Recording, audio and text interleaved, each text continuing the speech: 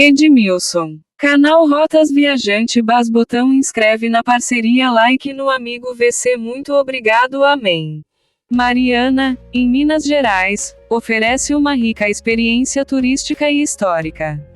A cidade, com seu centro histórico preservado, atrai visitantes por suas igrejas barrocas, arquitetura colonial e arte sacra, como as obras do mestre Ataíde. Destacam-se a Igreja de São Pedro dos Clérigos, a Catedral da Sé e a Igreja Nossa Senhora do Carmo, além da Mina de Ouro da Passagem.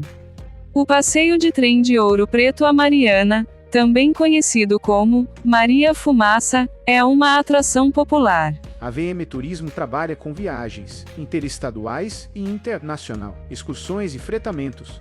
Disposta a levar vocês em destinos estaduais. Escolha seu destino e a VM percorre por você.